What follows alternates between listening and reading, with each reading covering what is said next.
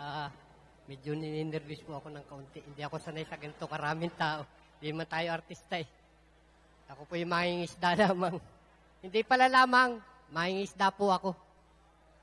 Mangingisdang municipal po, mga artisanal. May mga artisanal ba dyan? Kung wala, meron, isa ako. Joke po. Ang mangingisda po ay high-tech na talaga po. Hindi na kami nahuhuli. At kaya po ako'y naririto ay para samantalahin yung pagkakataon. Durog na po yung administrasyon. At kailangang may magpatutuo. Ako po si Ramon Grimaldo ng Bayan ng Atimunan, ay magsasabi sa inyo ng totoo. Tama na yung mga paninira. Tama na yung pagsira sa gobyerno natin, yung mga nag-aakalang sila ay mapapapusto.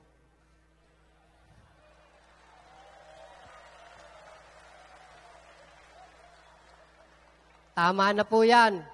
Malakas po ang aming pagdarasal. Huwag makapasok yung mga nag-aakalang sila'y magagaling. Sa administrasyon pong ito na panay na ang paninira, ang sabi ko po, pagkakataon na para marinig naman yung boses namin, baka sabihin kami mga walang utang na loob na nasa pangisdaan. Yung pong pinakita doon sa video, na ako ang nagsasalita at yung mga kasama, katiting lang po yun kasi ubusin natin ang oras pagka lahat ng mangingisda kinausap mo. Marami pong tulong ang ating pamahalaan sa mga mangingisda. Hindi po kami kasama doon sa nagrarally na nagde-declare ng peace holiday. Kami po'y tahimik na namumuhay, naghahanap buhay, gamit yung amin discarding legal. Gamit po ang tulong ng ating gobyerno. Yung mga passive gear na nakikita nyo sa BTR, mga bottom seat gillnet,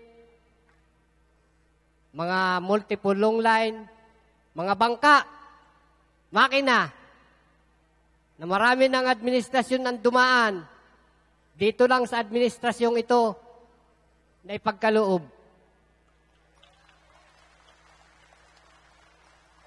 Marami na pong bagyo ang dumaan sa aming mga mangingisda. Wala pong nagbibigay ng rehabilitation program. Wala kaming pag-asang ma-recover yung mga nasisira naming bangka. Wala kaming pag-asang ma-recover yung aming mga nawawalang gear.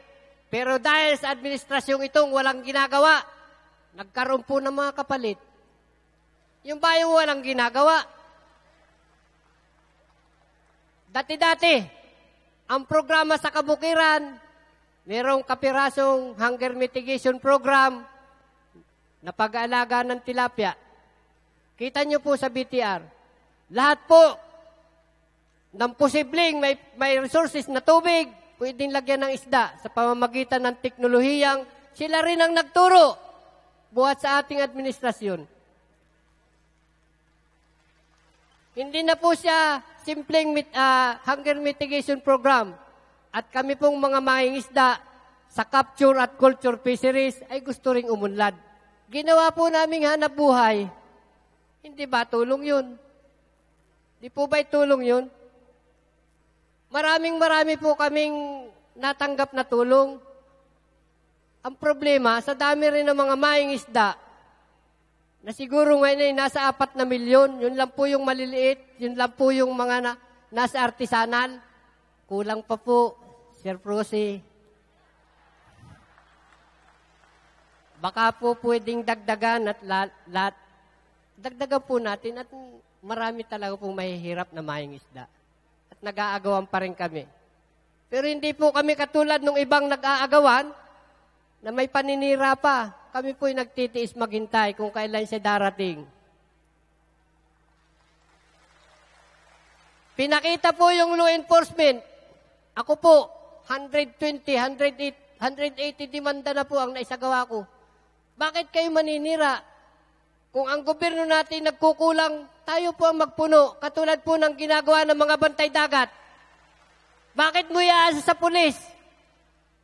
Ay kung kukutungan lang, ay di kami na po ang gagawa.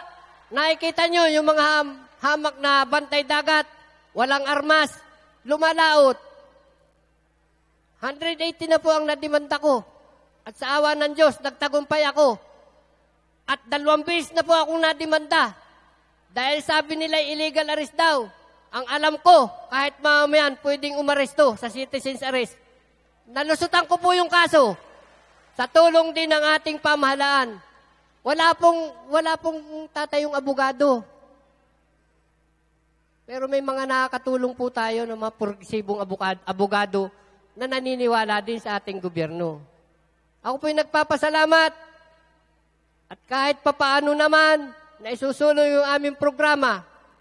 Dati-dati po ang mga mangingisda, yung mga leader mangingisda sa Luzon, Visayas at Mindanao, tatayo pa sa kalsada, magsisigaw, may dalang bandera. Ngayon po, sa pagpaplano ng gobyerno, ang mga leader mangingisda na kinabibilangan ko, binibigyan pong pagkakataong makaupo at makasama sa pagpaplano kung ano yung aming kagustuhan, yung po ang nasusunod. Saang administrasyon po yan ginawa? Nito lang po, 2010 hanggang 2016. Kaya ako po'y naaawa na sa administrasyon sapagkat siran-sira na, hindi naman tinutulungan itong mga pasigaw-sigaw na ito. Tama na po sana yung kanilang paninira at lahat tayong mamamayang Pilipino, hindi pwedeng puro po na lang. Dapat tayo tumatrabaho din at gumagawa. Tama po ba? Oo. Ako po hindi na maghahaba. At baka makuha ko lahat yung oras. Kami pong mga mangingisda tuloy na nangangarap. Yung pong sumasakay sa maliliit na bangka, ayaw naman namin sumakay sa barko, baka ma-overprice. Kahit sa ruro po, sasakay kami.